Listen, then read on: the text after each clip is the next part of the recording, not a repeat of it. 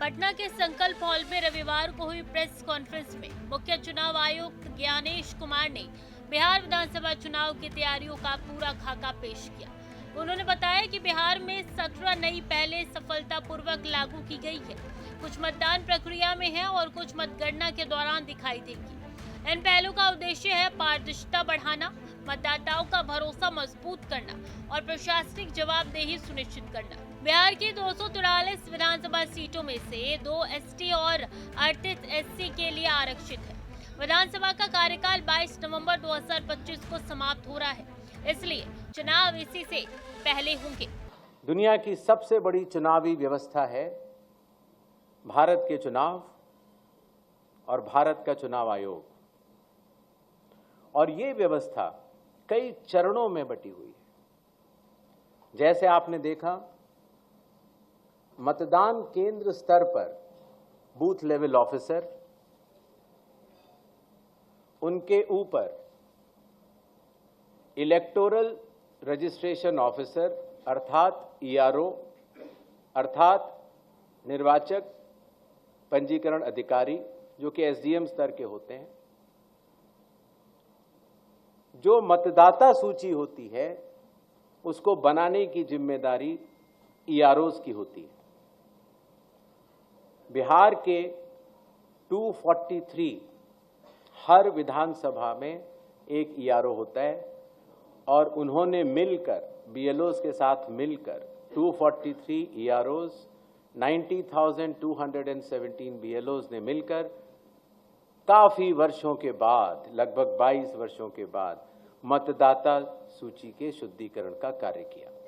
बिहार में 22 साल बाद मतदाता सूची का व्यापक शुद्धिकरण अभियान पूरा हुआ।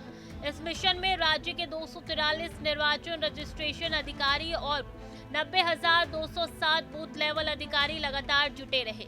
मुख्य चुनाव आयुक्त ज्ञानेश कुमार ने इसे देश के लिए मिसाल करार दिया। उन्होंने कहा, जैसे वैशाली ने विश्व को लोकतंत्र की दिशा दिखाई थी, वैसे ही अब बिहार मतदाता सूची के शुद्धिकरण में पूरे देश के लिए प्रेरणा बनेगा। ये पहल न केवल बिहार के लिए ऐतिहासिक है, बल्कि पारदर्शी चुनाव प्रक्रिया के दिशा में एक मजबूत कदम भी मानी जा रही है। हाल ही में बिहार में मतदाता सूची के शुद्धिकरण का कार्य हुआ और जो हमारे समक्ष बूथ लेवल ऑफिसर्स मौजूद हैं, इन्होंने न केवल अपने बूथ में मतदाता सूची के शुद्धिकरण का कार्य किया, बल्कि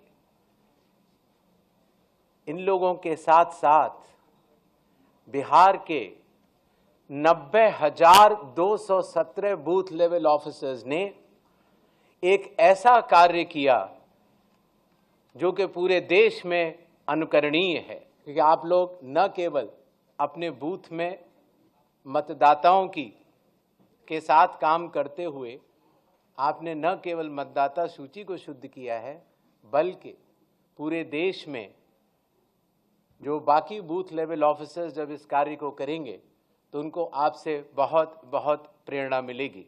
चुनाव आयोग ने स्पेशल इंटेंसिव रिवीजन को लेकर उठे राजनीतिक सवालों पर भी स्थिति स्पष्ट कर दी है। कुछ दलों ने इसे चुनाव से पहले कराने पर आपत्ति जताई थी, लेकिन मुख्य चुनाव आयुक्त ज्ञानेश कुमार ने साफ कहा है कि पूरी तरीके से वैधानिक प्रक्रिया है। Representation of the people act के तहत हर चुनाव से पहले मतदाता सूची का पुनरीक्षण अनिवार्य है। उन्होंने दो टूक कहा, चुनाव से पहले रिवीजन करना कानून का हिस्सा है, बाद में कराने की मांग अनुचित है। आयोग का यह बयान स्पष्ट करता है कि तैयारी और पारदर्शिता दोनों ही उसके एजेंडे में सबसे ऊपर है। हर मतदान केंद्र पर मतदाताओं द्वारा मतदान होने से पहले एक मॉक पोल होता है और मॉक पोल में प्रत्याशियों द्वारा नामित पोलिंग एजेंट्स के समक्ष ईवीएम और वीवीपैट, ईवीएम में पोलिंग की जाती है और वीवीपैट से उसका मिलान किया जाता है। मॉक पोल करना आवश्यक होता है जिससे कि पारदर्शिता का अनुभव हमारे प्रत्याशियों के पोलिंग एजेंट्स भी कर सकें। इसीलिए आपके माध्यम से ये मैं ज़रूर कहना चाहूँगा कि बिहार के आगामी चुनावों में जो प्रत्याशी खड़े हों वो अपने बूथों पर अपने पोलिंग एजेंट्स जरूर नामित करें। इसी तरीके से जब मतदान पूर्ण हो जाता है तो कानून के अंतर्गत उस समय जो पोलिंग एजेंट्स उपस्थित होते हैं, प्रिसाइडिंग ऑफिसर ईवीएम में देखते हैं कि टोटल कितने वोट पड़े और वो फॉर्म 17C में भरने के बाद उन पोलिंग एजेंट्स को देते हैं जो कि वहां उपस्थित होते हैं। मुख्य चुनाव आयुक्त ज्ञानेश कुमार ने जेल में बंद व्यक्तियों द्वारा नामांकन दाखिल करने संबंधी सवाल का जवाब भी दिया। उन्होंने कहा, ये निर्णय केवल संविधान और संसद द्वारा बनाए गए कानूनों के अनुसार ही लिया जाता है।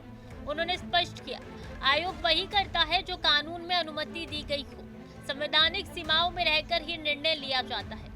साथ ही उन्होंने उम्मीदवारों और राजनीतिक दलों को मॉक पोल और फॉर्म 17C प्रक्रिया के पालन के निर्देश दिए हैं। मुख्य चुनाव आयुक्त ने कहा है कि हर प्रत्याशी अपने पोलिंग एजेंट्स को पहले से नामांकित करे, मतदान शुरू होने से पहले बूथ पर पहुंचे, मॉक पोल देखें और मतदान के बाद फॉर्म 17C प्राप्त करें। ये पूरी प्रक्रिया चुनाव में पारदर्शिता और भरोसे की रीढ़ है। चुनाव आयोग ने बताया कि हर बूथ पर 100% वेबकास्टिंग की जाएगी ताकि मतदान प्रक्रिया पूरी तरीके से पारदर्शी हो।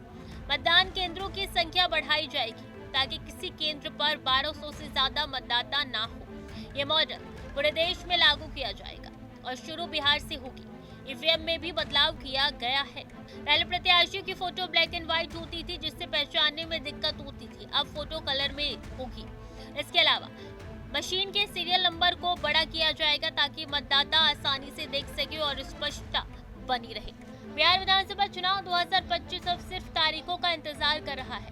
तैयारियां पूरी हो चुकी है और सिस्टम पूरी तरीके से व्यवस्थित है। चुनाव आयोग का दावा है कि इस बार का चुनाव होगा सबसे पारदर्शी, सबसे तकनीकी और सबसे भरोसेमंद। वही बिहार, जहां कभी लोकतंत्र ने जन्म लिया था, अब आधुनिक और तकनीकी चुनाव की मिसाल पेश करने जा रहा है। बिहार विधानसभा चुनाव 2025 की तैयारियां लगभग पूरी हो चुकी हैं।